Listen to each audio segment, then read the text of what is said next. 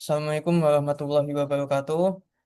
Perkenalkan, nama saya Ahmad Mauludan Rizky dengan nomor NIM 301025000086.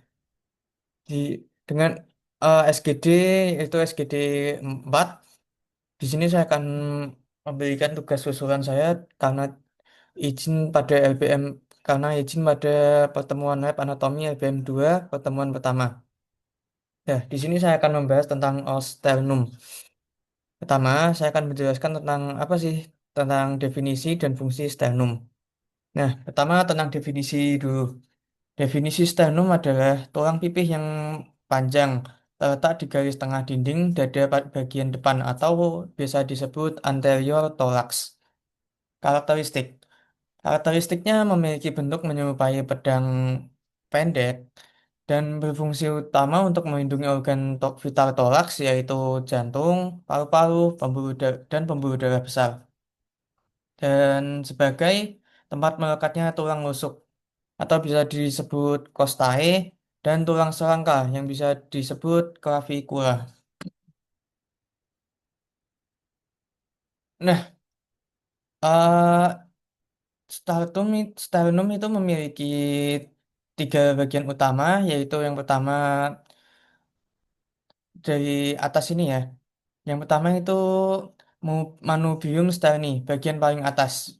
Nah, bentuknya seperti ini. Berbentuk seperti segi empat lebar atau berbentuk seperti pegangan pedang.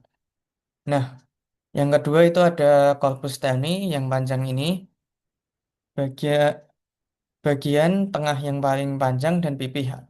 Corpus sterni itu juga biasa disebut sebagai body karena di bagian tengah-tengah sini. Lalu ada prosesus sipoideus, bagian paling bawah ujung yang kecil dan runcing, seperti ujung pedangnya itu. Lalu ada detail bagian pertama, yaitu incisiura jugaris, yaitu yang bagian tengah itu, atau biasa disebut suprasternal nodes, yaitu cekungan di bawah tengah atas manubrium, mudah diraba di leher bawah. Nah, di bagian sebelah sini. Lalu ada bagian incisura calvicularis yang di bagian sini itu. Cekungan di sisi kiri kanan atas kiri kanan atas tempat bersendi dengan tulang serangka atau clavicula. Lalu ada intisura costalis 1, tempat melekatnya tulang rusuk pertama.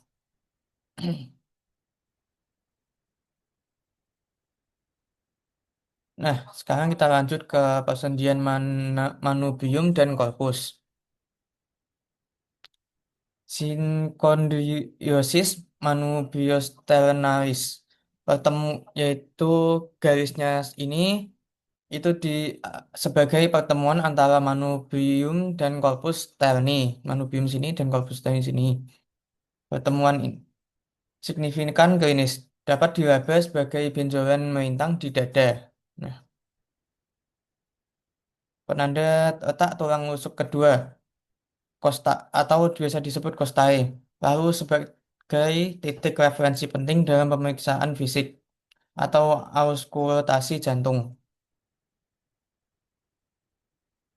Lalu ada detail bagian 2 yaitu corpus corpus sterni. Struktur bagian terpanjang dari sternum. Lalu incisura costalis. Cekungan-cekungan di sisi lateral corpus. Seperti ini. Ada satu, 2, sampai dan 7. Merupakan tempat melekatnya tulang lawan atau costal cartilage dari rusuk ketiga hingga ketujuh. Permukaannya. Permukaan bagian depan agak cembung, bagian belakangnya agak cekung. Waktu ada detail bagian 3 yaitu prosesus sipoideus. Berlokasi di ujung paling bawah sternum. Ini. Sipoideus. Lalu sinkondrosis sipisternalis, yaitu sendi pertemuan antara korpus dan sipoid. Karakteristiknya pada usia muda berupa tulang lawan atau biasa disebut kartilagu. Lalu akan mengeras atau mengalami oksifikasi menjadi tulang seiring bertambahnya usia. Biasanya itu di sekitar umur 40-an.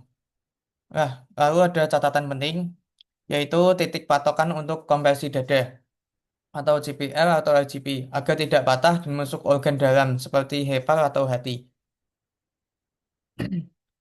Lalu ringkasan artikulasi atau persendian.